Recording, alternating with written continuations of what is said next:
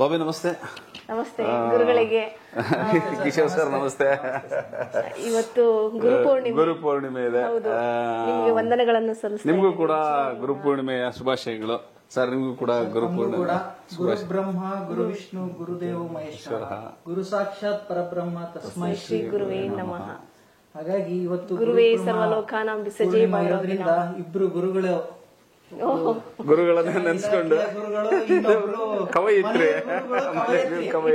ಹಾಗಾಗಿ ಈ ಒಂದು ಸುಸಂದರ್ಭದಲ್ಲಿ ಮೊದಲೇ ನನಗೆ ಖುಷಿ ಆಗ್ತಾ ಇದೆ.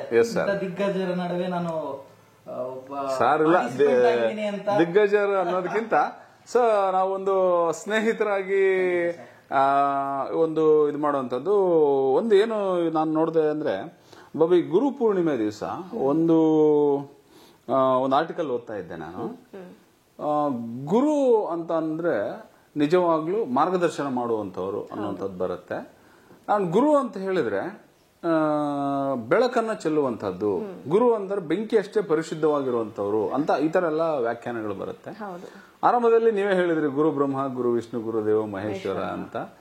ಗುರು ಬ್ರಹ್ಮ ಅಂದ್ರೆ ಸೃಷ್ಟಿಕರ್ತ, ಗುರು ವಿಷ್ಣು ಅಂದ್ರೆ ಅದನ್ನ ಇದು ಮಾಡ್ತಕ್ಕಂಥವ್ರು, ಮತ್ತೆ ಗುರುದೇವ ಮಹೇಶ್ವರ ಅನ್ನಂಥದ್ದು ಬ್ರಹ್ಮ ವಿಷ್ಣು ಮಹೇಶ್ವರಿಗೆ ಗುರುಗಳನ್ನು ಹೋಲಿಸಿದ್ದಾರೆ. ಈ ನಿಟ್ಟಿನಲ್ಲಿ ಗುರುವಿನ ಗುಲಾಮನಾಗುವ ತನಕ ದೊರೆಯದ ಅಣ್ಣ ಮುಕುತಿ ಅನ್ನಂಥದ್ದು ನಾವು ಕನ್ನಡ ಸಾಹಿತ್ಯದಲ್ಲಿ ನೋಡ್ತೀವಿ. ಹಾಗೆ ವಚನ ಸಾಹಿತ್ಯದಲ್ಲೂ ಕೂಡ ಬಹಳಷ್ಟು ಅನೇಕ ಪ್ರಯೋಗಗಳನ್ನ ಮಾಡಿದ್ದಾರೆ ಗುರುಗಳ ಬಗ್ಗೆ. ಸೊ ನಿಮಗೆ ಏನಾದ್ರೂ ಒಂದು ಗುರುಗಳು ಎಫೆಕ್ಟ್ ಮಾಡಿರುವಂತದ್ದು, ಗುರುಗಳ ಬಗ್ಗೆ ನಿಮ್ಮ ಅಭಿಪ್ರಾಯ, ಅನಿಸಿಕೆ? ಗುರು ಶಿಷ್ಯರ ಬಾಂಧವ್ಯ ಅಂದ್ರೆ ಹೇಗಿತ್ತು ಅಂತ ಹೇಳಿದ್ರೆ, ತಂದೆ ಮಕ್ಕಳನ್ನು ಮೀರಿಸುವಂತ ಅಷ್ಟು ಬಾಂಧವ್ಯ ಇತ್ತು. ಈಗ ಹಾಗಲ್ಲ. ಈಗ ಅದು ಕಲ್ತ್ರ ಬಿಟ್ರ ಹೋದ್ರು. ಈಗ್ಲೂ ನೋಡಿ ಗುರುವಂದನಾ ಕಾರ್ಯಕ್ರಮ ಅಂತೇಳಿ ಎಷ್ಟು ಚೆನ್ನಾಗಿ ಇಟ್ಕೋತಾರೆ. ಅವ್ರ ಸನ್ಮಾನ, ಅವ್ರ ಮಕ್ಕಳು ಎಲ್ಲೋ ಬೆಳೆದು ಅಮೆರಿಕ ಇದ್ದೀನಿ, ಫಾರಿನ್ ಅಲ್ಲಿ ಇದ್ದೀನಿ ಸರ್ ಅಂತ ಹೇಳಿ ಬಂದು ಒಂದು ಹೂಗುಚ್ಚ ಕೊಟ್ಟು ಹೇಳ್ತಕ್ಕಂಥದ್ದು ಇತ್ತು. ಈಗ ಹಾಗಿಲ್ಲ. ಈಗ ಕೆಲವೊಂದು ಏನಂದ್ರೆ ಶಿಷ್ಯನನ್ನೇ ಮೀರಿಸುವಂತ ಗುರುಗಳು ಇದ್ದಾರೆ. ಈಗ ಶಿಷ್ಯಂದ್ರಿದ್ದಾರೆ. ಅಂದ್ರೆ ಆದ್ರೆ ಅದು ಗಾದೆನೇ ಇದಲ್ಲ ಬಾಬು. ಏನಂದ್ರೆ ಗುರುವನ್ನ ಶಿಷ್ಯ ಮೀರಿಸಿದಾಗ ಮಾತ್ರ ಗುರುವಿಗೆ ಒಂದು ಅರ್ಥ ಬರುತ್ತೆ. ನಾನೊಂದು ಆರ್ಟಿಕಲ್, ತಂದೆ ಮಗನನ್ನ ಮೀರಿಸಿದಾಗ ಮಗ ತಂದೆಯನ್ನ ಮೀರಿಸಿದಾಗ ಅವಾಗ ತಂದೆಗೆ ಒಂದು ಒಳ್ಳೆ ಹೆಸರು ಬರುತ್ತೆ ಅನ್ನೋಂಥದ್ದು ನೋಡಿ ನಾನೊಂದು ಆರ್ಟಿಕಲ್ ಬರೆದಿದ್ದೆ. ಗುರುವಿಗೆ ಗುರುವಾದ ಸಂಭ್ರಮ. ಎಕ್ಸಲೆಂಟ್.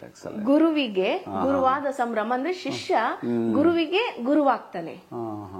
ಅದು ಯಾವ ತರ ಅಂತ ಏನಾದ್ರು ಒಂದು ಯಾವ ತರ ಅಂತ ಹೇಳಿದ್ರೆ, ಈಗ ಗುರುಗಳು ಏನೋ ನಮ್ಮ ಸ್ಕೂಲ್ಗಳಲ್ಲಿ ಕಲ್ಸಿರ್ತಾರೆ. ಆ ನಂತರ ಆ ಶಿಷ್ಯ ಒಂದು ಉನ್ನತ ಹುದ್ದೆಗೆ ಹೋಗ್ತಾರೆ. ಆವಾಗ ಆ ಟ್ರೈನಿಂಗ್ ಗೋಸ್ಕರನೇ ನಿಮ್ಮಂತರ ಗುರುಗಳು ಟ್ರೈನಿಂಗ್ ಕೊಡ್ತೀರಾ ಅನ್ಕೊಳ್ರಿ, ನಿಮ್ಮ ಗುರುಗಳೇ ಅಲ್ಲಿ ಟ್ರೈನಿಂಗ್ ಕೊಡ್ಬೇಕು. ಗುರುವಿಗೆ ಗುರುವಾದ ಸಂಭ್ರಮ. ಅದು ಎಷ್ಟು ಚೆನ್ನಾಗಿದೆ ಅಂತಂದ್ರೆ ಅಷ್ಟು ಚೆನ್ನಾಗಿ ಬರ್ದಾಕಿದ್ದೆ ಅದನ್ನ ಲಾಸ್ಟ್ 2 years ಬ್ಯಾಕ್. ಆ ತರ ನಾವು ಬಾಂಧವ್ಯವನ್ನ ಇಟ್ಕೋಬೇಕು. ಅಲ್ಲಿ ಏನಂದ್ರೆ ಗುರು ಶಿಷ್ಯರಲ್ಲಿ ಒಂದು ಭಕ್ತಿ ಇದ್ದಾಗ ಮಾತ್ರ ನಾವು ಏನೇ ಸಹನೆ, ಹೌದು ಅವೆಲ್ಲ ಇದ್ರೆ ಗುರುವಿಗೆ ಒಂದು ಅರ್ಥ ಬರುತ್ತೆ. ಆ ವಿದ್ಯೆ ಅನ್ನೋದು, ವಿದ್ಯೆ ಬುದ್ಧಿ ಸರಸ್ವತಿ ಅನ್ನೋದು ಒಲಿಯೋದು ಅಷ್ಟು ಸುಲಭ ಅಲ್ಲ. ಒಂದು ಗುರುಗೆ ಸಂಬಂಧಪಟ್ಟಂಗೆ ಇನ್ನೊಂದು ಎಷ್ಟು ಪ್ರಾಯೋಗಿಕವಾಗಿರ್ಬೇಕು ಗುರು ಅನ್ನೋದಕ್ಕೆ ಒಂದು ಉದಾಹರಣೆ ನನಗೆ ನೆನಪು ಬರುತ್ತೆ ಬಾಬಿ. ಸರ್, ಏನಾಗುತ್ತೆ ಅಂತ ಹೇಳಿದ್ರೆ, ಒಂದಿನ ರಾಮಕೃಷ್ಣ ಪರಮಹಂಸರ ಹತ್ರ ಒಂದು ತಾಯಿ ಬಂದ್ಬಿಟ್ಟು ಆ ಮಗುಗೆ ಹೇಳ್ತಾರೆ. ಏನಂತ ಹೇಳ್ತಾರೆ, ಸ್ವಾಮೀಜಿ, ನನ್ನ ಮಗ ಸ್ವೀಟ್ ತಿನ್ನೋದು ಬಿಡ್ತಾ ಇಲ್ಲ. ಸ್ವೀಟ್ ತಿನ್ನೋದು ಬಿಡಿಸಕ್ಕೆ ನಾನು ತುಂಬಾ ಪ್ರಯತ್ನ ಪಡ್ತಾ ಇದ್ದೀನಿ. ನನ್ನ ಮಾತು ಕೇಳ್ತಾ ಇಲ್ಲ ನನ್ನ ಮಗ. ನೀವಾದ್ರೂ ಹೇಳ್ರಿ, ಅವ್ನು ಸ್ವೀಟ್ ತಿನ್ನೋದನ್ನ ಬಿಡಕ್ ಹೇಳ್ರಿ ಅಂತ ಹೇಳ್ತಾನೆ. ಹೇಳಿದಾಗ ಅವರು ಏನ್ ಮಾಡ್ತಾರೆ, ರಾಮಕೃಷ್ಣ ಪರಮಹಂಸರು, ಅಮ್ಮ ಒಂದು ವಾರ 15 ದಿವಸ ಬಿಟ್ಕೊಂಡು ನಿನ್ ಮಗನ್ ಕರ್ಕೊಂಬಾರಮ್ಮ, ನಾನು ಅವ್ನಿಗೆ ಹೇಳ್ತೀನಿ ಅಂತ ಹೇಳಿ ಕಳಿಸ್ತಾರೆ. ಆವಾಗ ಏನಾಗುತ್ತೆ, ಒಂದು 15 ದಿವಸ ಬಿಟ್ಕೊಂಡು ಆ ತಾಯಿ ಬರ್ತಾಳೆ ಮಗನ್ನ ಕರ್ಕೊಂಡು. ಬಂದಾಗ ಅವ್ರು ಹೇಳ್ತಾರೆ ಆ ಮಗುಗೆ, ಯಾಕಂದ ನೀನ್ ನಿನ್ ಮೇಲೆ ಸ್ವೀಟ್ ತಿನ್ಬೇಡ ಹೋಗು ಅಂತ ಆ ಮಗುಗೆ ಅವ್ರು ಹೇಳ್ತಾರೆ. ಅವ್ನು ತಕ್ಷಣನೇ ಬಿಟ್ಬಿಡ್ತಾನೆ. ತಕ್ಷಣನೇ ಬಿಟ್ಟಾಗ ಮಾರನೇ ದಿವಸ ಬಂದು ತಾಯಿ ಕೇಳ್ತಾಳೆ, ಗುರುಗಳೇ, ಏನು ನೀವು, ನಾನು ಹೇಳಿದ್ರು ಕೇಳ್ತಾ ಇರಲಿಲ್ಲ ನನ್ನ ಮಗ, ನೀವ್ ಹೇಳಿದ್ರಿ ಯಾಕೆ ಅವನು ಕೇಳ್ದ, ಏನು ನೀವ್ ಯಾವ ತರ ಹೇಳಿದ್ರಿ, ಏನು ವಾಟ್ ಇಸ್ ದ ರೀಸನ್ ಅಂತ ಕೇಳ್ತಾಳೆ ತಾಯಿ. ಅವಾಗ ಗುರುಗಳು ಹೇಳ್ತಾರೆ, ಅಮ್ಮ, ಗುರು ಅಂತ ಹೇಳಿದ್ರೆ ನಾನು ಸ್ವೀಟ್ ತಿನ್ನೋದನ್ನ ಬಿಡಕ್ಕಾಗುತ್ತಾ ಇಲ್ವಾ ಅಂತ ಮೊದಲು ನಾನು ಪರೀಕ್ಷೆ ಮಾಡಿದೆ. 15 ದಿನಗಳ ಕಾಲ ನಾನು ಅದನ್ನ ಅನುಷ್ಠಾನ ಮಾಡಿದೆ. ನಾನು ಅನುಷ್ಠಾನ ಮಾಡಿದ ಮೇಲೆ ನಾನು ಅದನ್ನ ಹೇಳಕ್ ನನಗೆ ಅಧಿಕಾರ ಬಂತು. ನಾನು ಅಧಿಕಾರವಾಣಿಯಿಂದ ನಾನು ಅವನಿಗೆ ತಿನ್ಬೇಡ ಅಂತ ಹೇಳಿದ ಮೇಲೆ ಅವನು ತಿನ್ನೋದು ಬಿಟ್ಟ. ನಾವು ಯಾವುದೇ ಡೈರೆಕ್ಷನ್ಸ್ ಅನ್ಸ್ಕೊಡ್ಲಿ, ಗುರುಗಳಾದಂಥವ್ರು ಯಾವುದೇ ಡೈರೆಕ್ಷನ್ ಕೊಟ್ರೆ ಮೊದಲು ಅದನ್ನ ಅವರು ಫೀಲ್ ಮಾಡಿರ್ಬೇಕು. ನೀನು ಒಳ್ಳೆಯವನಾಗು ಅಂತ ಹೇಳಿದ್ರೆ ಸಾಲಲ್ಲ, ನೀನು ಒಳ್ಳೆಯವನಾಗಿರ್ಬೇಕು. ನೀನು ಸನ್ಮಾರ್ಗದಲ್ಲಿ ನಡಿ ಅಂತ ಹೇಳಿದ್ರೆ ಸಾಲಲ್ಲ, ನೀನು ಮೊದಲು ಸನ್ಮಾರ್ಗದಲ್ಲಿ ನಡೆದು ತೋರಿಸ್ಬೇಕು. ಅದಕ್ಕೆ ಮಕ್ಕಳು ಏನು ಹೇಳ್ತಾರೆ, ತಂದೆ ತಾಯಿಗಳು ಗುರುಗಳು ಹೇಳಿದ ಮಾತುಗಳನ್ನು ಕೇಳಲ್ಲ, ಅವ್ರು ಏನು ಮಾಡ್ತಾರೆ ಅದು ಮಾಡ್ತಾರೆ.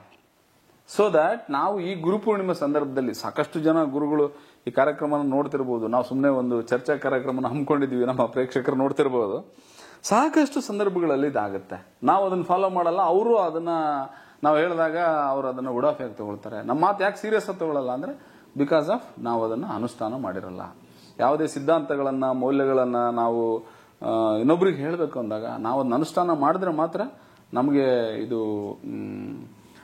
ಯಶಸ್ಸು ಕೊಡುತ್ತೆ ಅನ್ನೋದು ಸಂದರ್ಭದಲ್ಲಿ ಮಾಡಬಹುದು ಅನ್ನೋದು. ಇವನ್ ಪೋಷಕರು ಸಹ ಹೇಗಿರ್ಬೇಕು ಅಂತ ಹೇಳಿದ್ರೆ ಬರೀ ಗುರುಗಳಿಂದಲೇ ಮಾತ್ರ ಅಂತ ಅನ್ನೋದನ್ನ ಅವ್ರು ನಿರೀಕ್ಷೆ ಮಾಡ್ತಾರೆ. ನನ್ನ ಮಗನಿಗೆ ಫೀಸ್ ಕಟ್ಟಿದೀನಿ, ನೀವು ಹೇಳ್ಕೊಡ್ಬೇಕಷ್ಟೇ ನಿರೀಕ್ಷೆ ಮಾಡ್ತಾರೆ.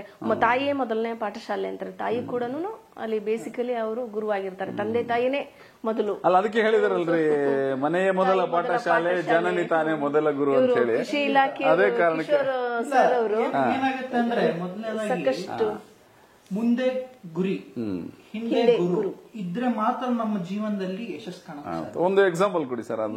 ಏನಾಗುತ್ತೆ ಅಂದ್ರೆ ಮೊದಲನೇದಾಗಿ ನಮ್ಮ ಜೀವನದಲ್ಲಿ ಬರೋರು ತಂದೆ ತಾಯಿ, ಇವರು ಮೊದಲನೇ ಗುರು ಆಗಿರ್ತಾರೆ. ಅವರ ಆದರ್ಶ ಗುಣಗಳು, ಅವ್ರು ಯಾವ ರೀತಿ ನಮ್ಮನ್ನ ಆದರ್ಶವಾಗಿ ಬೆಳೆಸ್ತಾರೆ, ಅವರು ಒಬ್ಬ ಮೊದಲನೇ ಗುರು ಸ್ಥಾನದಲ್ಲಿ ಇರ್ತಾರೆ ನಮ್ಗೆ. ಬಹುಶಃ ತಮ್ಮ ಜೀವನದಲ್ಲೂ ಅದು ಆಗುತ್ತೆ ಸರ್.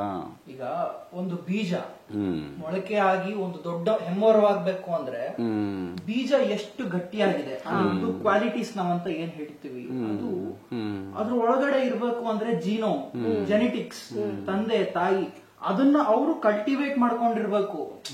ಸರ್, ನೀವೊಂದು ಅದ್ಭುತ ಒಂದು ಸನ್ನಿವೇಶ ಹೇಳಿದ್ರಿ. ಏನು, ಬೇರೆಯವ್ರಿಗೆ ಹೇಳಕ್ಕಿಂತ ಮುಂಚೆ ಗುರು ತಾನು ಅದನ್ನ ಪ್ರಾಯೋಗಿಕವಾಗಿ ನನ್ನ ಕೈಲಿ ಆಗುತ್ತಾ ಅಂತ ಏನ್ ಮಾಡ್ಕೊಂತಾರಲ್ಲ, ಇದು ಸಂದೇಶ ಏನ್ ಕೊಡುತ್ತೆ ಅಂದ್ರೆ ಇವತ್ತು ಆಶ್ವಾಸನೆ ಕೊಡ್ತಾರೆ ಸುಮಾರು ಜನ. ಇಲ್ರಿ ನಿಮ್ ಕೈಲಿ ಆಗತ್ತೆ, IAS ನೀವು ಮಾಡೇ ಮಾಡ್ತೀರಿ, ನೀನು 100 ಟನ್ ಎತ್ತಬಲ್ಲರಿ, ಫಸ್ಟ್ 100 ಟನ್ ನನಗೆ ಎತ್ತಕ್ಕಾಗತ್ತ.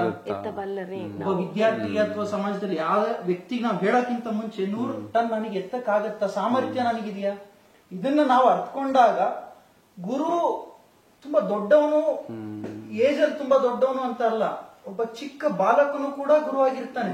ಕಲಿಯಂತ ತುಂಬಾ ಇದೆ.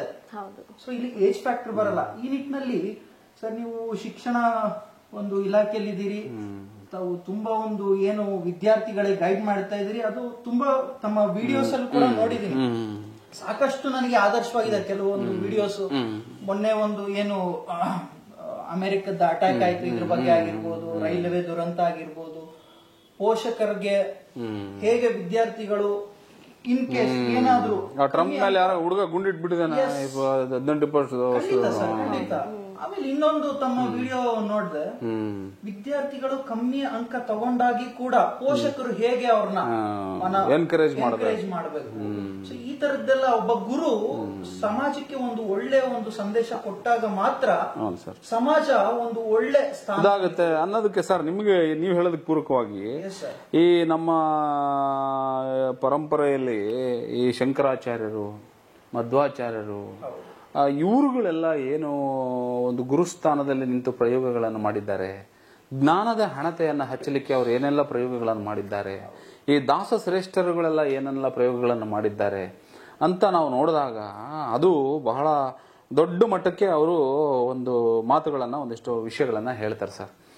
ಈಗ ಈ ಗುರು ಪರಂಪರೆಯಲ್ಲಿ ಅನೇಕ ಗುರುಗಳು, ಅನೇಕ ಮಹನೀಯರು, ಆಕ್ಚುಲಿ ಗುರುಗಳು ಅಂತ ಬರ್ತಿದ್ದ ಹಾಗೆ ನಮಗೆ ಬರ್ತಕ್ಕಂಥದ್ದು ರಾಘವೇಂದ್ರ ಸ್ವಾಮಿ, ಗುರು ರಾಘವೇಂದ್ರರು. ರಾಘವೇಂದ್ರರು ಅಂದ್ರೆ ಗುರು ರಾಘವೇಂದ್ರರು, ಗುರುರಾಯರು ಅಂತ ಹೇಳ್ತಾರ. ವಾರ ಬಂತಮ್ಮ ಗುರುವಾರ ಬಂತಮ್ಮ ರಾಯರ ನೆನೆಯಮ್ಮ ಗುರು ರಾಯರ ನೆನೆಯಮ್ಮ ಸ್ಮರಣ ಮಾತ್ರದಲ್ಲಿ ಕ್ಲೇಶ ಕಳೆದು ಸದ್ಗತಿಯ ಕೊಡುವ ನಮ್ಮ ವಾರ ಬಂತಮ್ಮ. ಆಮೇಲೆ ಮುಂದುವರೆದು ಹೇಳ್ತಾರೆ, ಭಗವಂತ ನೀನೇನೇ ಕಷ್ಟ ಕೊಟ್ರು ಏನ್ ಮಾಡಿದ್ರು ಕೂಡ ಹಾಲೆಲ್ಲಾದರೂ ಹಾಕು ನೀರೆಲ್ಲಾದರೂ ಹಾಕು ರಾಘವೇಂದ್ರ, ಹಾಲಲ್ಲಿ ಕೆನೆಯಾಗಿ ನೀರಲ್ಲಿ ಮೀನಾಗಿ ಹಾಯಾಗಿರುವೆ ರಾಘವೇಂದ್ರ. ಸೊ ಈ ತರ ಗುರುವನ್ನ ಸ್ಮರಿಸ್ಲಿಕ್ಕೆ ನಾವು ಪಾಠ ಮಾಡಲೇಬೇಕು ಅಂತ ಗುರು ಅಂತಲ್ಲ, ಗುರು ನೀನ್ ಏನ್ ನಿಂತು ಒಂದು ಡೈರೆಕ್ಷನ್ ಕೊಟ್ಟರು ಕೂಡ ಅದು ಗುರು ಅನ್ನುವಂಥದ್ದನ್ನ ಇದರಲ್ಲಿ ಕಾಣಬಹುದು. ಆಮೇಲೆ ದಾಸ ಶ್ರೇಷ್ಠರಲ್ಲಿ ಗುರುವಿನಿಗೆ ಗುಲಾಮನ ಆಗುವ ತನಕ ದೊರೆಯದಣ್ಣ ಮುಕುತಿ ಅನ್ನುವಂಥದ್ದು ಬರುತ್ತೆ ಸರ್. ಅದರಲ್ಲಿ ಒಂದು ಹೇಳ್ತಾರೆ ಏನಂದ್ರೆ, ಅದು ಬಹಳ ಫೆಮಿಲಿಯರ್ ಅಂಡ್ ಫೇಮಸ್ ಸಾಂಗ್. ತೊರೆದು ಜೀವಿಸಬಹುದೇ ಹರಿ ನಿನ್ನ ಚರಣಗಳ, ಬರಿದೆ ಮಾತೆ ಕಿನ್ನು ಅರಿತು ಪೇಳುವೆನಯ್ಯ. ಎಷ್ಟು ರೋಮಾಂಚನ ಆಗುತ್ತೆ ಅಂದ್ರೆ ಗುರುಗಳ ಬಗ್ಗೆ ಒಂದು ಆಳಕ್ಕೆ ಇಳಿದಾಗ ಧ್ಯಾನ ನಿಜವಾಗ್ಲೂ ರೀ, ಈಗ ನಾವು ರೋಮಾಂಚನ ಅನ್ಸುತ್ತೆ. ಅದನ್ನ ನಾವು ಫೀಲ್ ಮಾಡ್ಕೋಬೇಕು. ನಾವು ಗುರು ಅಂತ ಹೇಳಿದ ತಕ್ಷಣ ಬರೀ ಗುರು ಅಲ್ಲ, ನಾವು ಗುರುವಿನ ಮುಂದೆ ನಿಂತ್ಕೊಂಡಿದೀವಿ ಅಂದಾಗ ಆ ಭಕ್ತಿ ಉಕ್ಕಬೇಕು. ಅದು ಭಾವಪೂರ್ವಕವಾಗಿ, ಹೌದು, ಡೆಡಿಕೇಶನ್, ಅಲ್ಲಿ ತಾಳ್ಮೆ ನಮಗೆ ಸಿಗುತ್ತೆ, ಶ್ರದ್ಧೆ ಅದು ಮುಖದಲ್ಲಿ ಗೊತ್ತಾಗ್ಬೇಕು. ಓ ಎಷ್ಟು ತಲ್ಲೀನರಾಗಿದಾರಪ್ಪ ಇವರು ಗುರುವಿನಲ್ಲಿ. ಈಗ ಅದಕ್ಕೆ ಒಂದು 3D ಅಂತ ಒಂದು ಬರುತ್ತೆ ಬಾಬಿ. ಏನಂತ ಹೇಳಿದ್ರೆ 3D ಅಂದ್ರೆ ಡೆಡಿಕೇಶನ್, ಡಿಟರ್ಮಿನೇಷನ್ ಅಂಡ್ ಡಿವೋಷನ್ ಅಂತ. ಈ ಮೂರು, ಡೆಡಿಕೇಶನ್, ಡಿಟರ್ಮಿನೇಷನ್ ಅಂಡ್ ಡಿವೋಷನ್, ನೀವು ಯಾವುದೇ ಕೆಲಸದಲ್ಲಿ ಈ ಮೂರು 3Ds ಇತ್ತು ಅಂದ್ರೆ definitely you are become a successful person in your life. ಇದು ಗುರುಗಳು ಕೊಟ್ಟಿರುವಂತ ಒಂದು ಅಂಶಗಳು, ಸಾಲುಗಳು ಇವುಗಳನ್ನ. ಇನ್ನ ಈ ಸಾಹಿತ್ಯ ಪ್ರಕಾರಗಳಲ್ಲಿ, ಜಾನಪದ ಸಾಹಿತ್ಯಗಳಲ್ಲಿ, ಮತ್ತೆ ನಮ್ಮ ಈ ಗ್ರಾಮೀಣ ಭಾಗದ ಜನರು ಗುರುಗಳನ್ನ ಆರಾಧಿಸುವ ಒಂದು ಪರಿಗಳನ್ನ ನಾವೆಲ್ಲ ನೋಡಿದಾಗ ಬಹಳಷ್ಟು ಕಥೆಗಳನ್ನ, ಹಾಡುಗಳನ್ನ ಕಟ್ಟಿ ಗುರುಗಳ ಬಗ್ಗೆ ಹೇಳಿರುವಂತ ಅನೇಕ ಉದಾಹರಣೆಗಳನ್ನು ನಾವು ನೋಡಬಹುದು ಸರ್. ಹಾಗೇನೆ ಸರ್, ನಿಮ್ಮ ಲೈಫಲ್ಲಿ ಯಾವ ಗುರುಗಳು ನಿಮಗೆ ತುಂಬಾ ಇನ್ಸ್ಪಿರೇಷನ್ ಆಗಿದ್ದಾರೆ? ಮೇಷ್ ಇರ್ಬೋದು, ಗುರು ಇರ್ಬೋದು, ವಾಡೆವರ್, ನಿಮ್ಮ ಮದರ್ ಇರ್ಬೋದು, ನಿಮ್ಮ ಲೈಫ್ ನ ಟರ್ನ್ ಮಾಡಿರೋ ಒಂದು ಇನ್ಸಿಡೆಂಟ್, ಅನುಭವವೇ ಒಂದು ಗುರು ಒಂದು ಅಲ್ವಾ? ಈ ಅನುಭವದಲ್ಲಿ ಮೊದಲನೇದಾಗಿ ನನ್ನ ಜೀವನದಲ್ಲಿ ಪ್ರಪ್ರಥಮವಾಗಿ ಬಂದಿದ್ದೆ ನನ್ನ ತಂದೆ. ನನ್ನ ತಂದೆಯೇ ನನ್ನ ಮೊದಲನೇ ಗುರು. ಇವತ್ತು ನಾವು ಏನು ಈ ಸಮಾಜದಲ್ಲಿ ಒಂದು ಹೆಸರು ಗಳಿಕೆ ಮಾಡಿದೀವಿ, ಹಣ ಗಳಿಕೆ ಮಾಡಿದೀವಿ, ಅದಕ್ಕೆ ಮುಖ್ಯ ಕಾರಣ ನನ್ನ ತಂದೆ. ತದನಂತರ ಬರೋದು ನನ್ನ ತಾಯಿ. ಇಬ್ರು ಸರಿಸಮಾನರು, ತಂದೆ ಮತ್ತು ತಾಯಿ. ಪೋಷಣೆ ಮಾಡಿ. ಅದಲ್ಲದೆ ನಮ್ಮ ಸಂಸಾರದಲ್ಲಿ ಏನ್ ಬರ್ತಾರೆ ಅಕ್ಕ, ತಮ್ಮ, ಅಣ್ಣ, ತಂಗಿ, ಇವರು ಕೂಡ ಗುರುಗಳಾಗ್ತಾರೆ. ಯಾಕೆಂದ್ರೆ ನಮ್ಗೆ ಆಗ್ತಾನೆ ನಾವು ಹುಟ್ಟಿರ್ತೀವಿ. ಅಕ್ಕ, ಇವರು ನಮಗೆ ಗುರುಗಳಾಗ್ತಾರೆ. ಎರಡನೇ ತಾಯಿ ಖಂಡಿತ. ನಮ್ಮ ಒಂದು ಸೊಸೈಟಿ ಏನ್ ನೇಬರ್ಸ್ ಅಂತ ಹೇಳ್ತೀವಿ, ಇವರು ಕೂಡ ನಮ್ಗೆ ತಿದ್ದಿ ಬುದ್ಧಿ ಯಾವುದೋ ಒಂದು ಸಂದರ್ಭದಲ್ಲಿ ಅವರು ನಮ್ಗೆ ಒಂದು ಗುರುಗಳಾಗ್ತಾರೆ. ಸಹಜವಾಗಿ ನಮ್ಗೆ ಶಾಲೆಗಳಲ್ಲಿ ನಮ್ಗೆ ಏನು ಒಂದು ಪ್ರೋತ್ಸಾಹ ತುಂಬಿರ್ತಾರೆ, ಒಂದು ಉತ್ತಮ ಅಂಕ ಗಳಿಸಕ್ಕಾಗ್ಲಿ, ಅಥವಾ ಒಂದು ಜೀವನದಲ್ಲಿ ಏನೋ ಒಂದು ಪಾಸಿಟಿವ್ ಏನ್ ತುಂಬಿರ್ತಾರೆ, ಅವರು ನಮ್ಗೆ ಗುರುಗಳು ಸರ್. ಇದಕ್ಕೆ ಒಂದು ಗುರು ಅನ್ನೋದಕ್ಕೆ ಇನ್ನೊಂದು ಇನ್ಸಿಡೆಂಟ್ ನನಗೆ ಜ್ಞಾಪಕ ಬಂತು ಸರ್. ತಾರಾಸ್ ಅವರು ಬರೆದಿರುವಂತ ಒಂದು ಕಾದಂಬರಿ ಹಂಸಗೀತೆ ಅಂತ ಒಂದು ಕಾದಂಬರಿ ಇದೆ. ಆ ಹಂಸಗೀತೆ ಕಾದಂಬರಿಯಲ್ಲಿ ಒಂದು ಸನ್ನಿವೇಶ ಬರುತ್ತೆ ಸರ್. ಚಿತ್ರದುರ್ಗದಲ್ಲಿ ಅವರು ವೆಂಕಟ ಸುಬ್ಬು ಅಂತ ಸ್ಟೂಡೆಂಟ್ ಸರ್, ಅವನು ಮಾಸ್ಟ್ರು. ಅವನೇನ್ ಮಾಡಿರ್ತಾನೆ, ಒಂದು ದಿವಸ ಮಾಸ್ಟ್ರು ತುಂಬಾ ಚೆನ್ನಾಗಿ ಪಾಠ ಮಾಡ್ತಾ ಇರ್ತಾರೆ. ತುಂಬಾ ಚೆನ್ನಾಗಿ ಪಾಠ ಮಾಡ್ತಾ ಇರ್ಬೇಕಾದ್ರೆ ಆ ಹುಡುಗ ಹೊರಗಡೆ ನೋಡ್ತಾ ಕೂತಿರ್ತಾನೆ. ಈ ಸಿಟ್ಟು ಬಂದ್ಬಿಡುತ್ತೆ, ವಿಪರೀತ ಸಿಟ್ಟು ಬಂದು, ವೆಂಕಟ ಸುಬ್ಬು ಏನ್ ಮಾಡ್ತಾ ಇದೆಯಾ? ಅವ್ನು ಸುಮ್ಮನೆ ಆದ್ರೂ ಅವನು ಎಚ್ಚರ ಇರಲ್ಲ, ಹೊರಗನೇ ನೋಡ್ತಾ ಇರ್ತಾನೆ. ಬಂದು ಕೋಪ 2-3 ಸರಿ ಹೇಳಿದ್ರು ಕೂಡ ಅವನು ಮಾಸ್ಟರ್ ಕಡೆ ತಿರುಗಿ ನೋಡಲ್ಲ ವೆಂಕಟ ಸುಬ್ಬು. ಆವಾಗ ಏನ್ ಮಾಡ್ತಾರೆ, ಮಾಸ್ಟರ್ ತುಂಬಾ ಕೋಪ ಬಂದ್ಬಿಟ್ಟು ಹೋಗಿ ಹಿಡ್ಕೊಂಡು ರಪ ಹೊಡೆದು ಬಿಡ್ತಾರೆ. ಹೊಡೆದು ಆದ್ಮೇಲೆ ಕೊನೆಗೆ ಈಗಾದ್ರೂ ಹೇಳು, ಯಾಕೋ ಹೊರಗೆ ನೋಡ್ತಾ ಇದ್ದೆ ನೀನು ಅಂತ ಹೇಳಿದಾಗ ಅವನು ಸರ್ ಅದು ಕೋಗಿಲೆ ತುಂಬಾ ಚೆನ್ನಾಗಿ ಹಾಡ್ತಾ ಇತ್ತು. ಆ ಹಾಡನ್ನ ನಾನು ಕೇಳ್ತಾ ಇದ್ದೆ. ಅದು ನನ್ನನ್ನು ಮೈ ಮರೆಸುವಂತೆ ಹಾಡ್ತಾ ಇತ್ತು. ಆ ಕೋಗಿಲೆಯ ಗಾನ ಅದರಲ್ಲಿ ನಾನು ಪರವಶನಾಗ್ಬಿಟ್ಟಿದ್ದೆ. ಅಂದ್ರೆ ಅವನಲ್ಲಿ ಆ ಸಂಗೀತದ ಬಗ್ಗೆ ಅವನಿಗಿರ್ತಕ್ಕಂಥ ಪ್ರತಿಭೆ ಸಹಜವಾಗಿನೇ ಆ ಕೋಗಿಲೆಯ ಕಡೆ ಸೆಳೆತು. ಆಕ್ಚುಲಿ ಮುಂದೆ ಅವನು ನಣಸುಬ್ಬು ಅನ್ನೋನು ಮುಂದೆ ಒಬ್ಬ ದೊಡ್ಡ ಸಂಗೀತಗಾರನಾಗ್ತಾನೆ. ಅದನ್ನ ಆಕ್ಚುಲಿ ಮೇಷ್ಟ್ರು ಗುರುತಿಸಲ್ಲ. ಆದ್ರೆ ಇವ್ನು ನಾನು ಪಾಠ ಕೇಳಲ್ಲ ಅಂತ ಹೇಳಿ ರಪ ರಪ ರಪ ಹೊಡೆದ್ ಬಿಡ್ತಾರೆ. ಅವಾಗ ಗುರು ಆಯ್ತು. ಆವಾಗ ಅವರು ಅವನ್ನ ತಬ್ಕೊಂಡು ಹೇಳ್ತಾರೆ, ಮೇಷ್ಟ್ರೇ ಹೇಳ್ತಾರೆ, ನಾನೇ ಅಂತ ದಡ್ಡ ಇದ್ದೀನಲ್ಲ, ನಿನ್ನ ಪ್ರತಿಭೆಯನ್ನು ಗುರುತಿಸೋ ಆ ತಾಳ್ಮೆ ನನಗಿಲ್ವಲ್ಲ ಅಂತ ಅವರು ಪಶ್ಚಾತ್ತಾಪ ಪಡ್ತಾರೆ ಮೇಷ್ಟ್ರು. ಸೊ ಈ ಸನ್ನಿವೇಶವನ್ನ ನಮ್ಮ ತಾರಾಸ್ ಅವರು ಬರೆದಿರುವಂತ ಒಂದು ಕಾದಂಬರಿ ಹಂಸರಾಗ ಅಂತ ಒಂದು ಕಾದಂಬರಿಯಲ್ಲಿ ನಾನು ಎಲ್ಲೊಂದು ಓದಿರೋದು ಒಂದು ನೆನಪು. ಅದೇ ರೀತಿ ಓಶೋ ರಜನೀಶ್ ಅವರು ಒಂದು ಪುಸ್ತಕ ಬರೆದಿದ್ದಾರೆ, ಶಿಕ್ಷಣದಲ್ಲಿ ಕ್ರಾಂತಿ ಅಂತ ಒಂದು ಪುಸ್ತಕ ಇದೆ. ಆ ಪುಸ್ತಕದಲ್ಲೂ ಕೂಡ ಬಹಳ ಚೆನ್ನಾಗಿ ಶಿಕ್ಷಣದಲ್ಲಿ ಮಕ್ಕಳಿಗೆ ನಾವು ತಪ್ಪು ಹೇಳ್ಕೊಡ್ಬಾರದು. ಒಂದು ಅಕ್ಷರ ತಪ್ಪಾದ್ರೆ ಆ ಮಗು ಯಾವ ರೀತಿಯ ಪದವನ್ನು ಅರ್ಥ ಮಾಡ್ಕೊಂತಾನೆ, ಪ್ರೊನೌನ್ಸಿಯೇಷನ್ ತಪ್ಪಾದ್ರೆ ಯಾವ ರೀತಿ ಅರ್ಥ ಮಾಡ್ಕೊಂತಾನೆ. ಈಗ ಉದಾಹರಣೆ, ಹಣ್ಣು ಅನ್ನೋದಕ್ಕೆ ಹಣ್ಣು ಅನ್ನೋದು, ಹೋಗು ಅನ್ನೋದಕ್ಕೆ ಹೋಗು, ಈ ತರ ಪದಗಳ ಉಚ್ಚಾರಣೆಗಳು, ಸಣ್ಣ ಸಣ್ಣ ಉಚ್ಚಾರಣೆಗಳು ಕೂಡ ಹೇಗೆ ಮನುಷ್ಯನನ್ನ ಇದು ಮಾಡ್ಬಿಡ್ತಾವ ಅನ್ನೋದಕ್ಕೆ ಒಂದು ಸನ್ನಿವೇಶ. ಸಾಕಷ್ಟು ಪುಸ್ತಕಗಳು ಸಾಕಷ್ಟು ನೀವು ಒಂದು ಬರ್ದಿದ್ರಿ, ಸಾಕಷ್ಟು ಇದಾವೆ. ಈಗ ಒಂದು ಉದಾಹರಣೆ ಬರುತ್ತೆ ಬಾಬಿ. ಒಂದ್ ಸಣ್ಣ ಗ್ರಾಮರ್ ಮಿಸ್ಟೇಕ್ ಇಂದ ಏನ್ ಮಾಡುತ್ತೆ ಅಂದ್ರೆ, ಸಾಮ್ರಾಟ್ ಅಶೋಕ ಚಕ್ರವರ್ತಿ ಒಂದು ಪತ್ರ ಬರೆದಿರ್ತಾನೆ ಸರ್. ಅವನು ಏನ್ ಮಾಡ್ತಾನೆ, ಅವನು ಕಳಿಂಗ ಯುದ್ಧದಲ್ಲಿ ಎಲ್ಲ ಜನರನ್ನೆಲ್ಲ ಕೊಂದಾದ್ಮೇಲೆ ಏನ್ ಮಾಡ್ತಾನೆ, ಅವನು ಮನಸ್ಸು ಪರಿವರ್ತನೆ ಆಗುತ್ತೆ, ಬೌದ್ಧ ಧರ್ಮವನ್ನು ಸ್ವೀಕಾರ ಮಾಡ್ತಾನೆ. ಬೌದ್ಧ ಧರ್ಮವನ್ನ ಪ್ರಚಾರ ಮಾಡ್ತಿರ್ತಾರೆ ಅವರೆಲ್ಲ.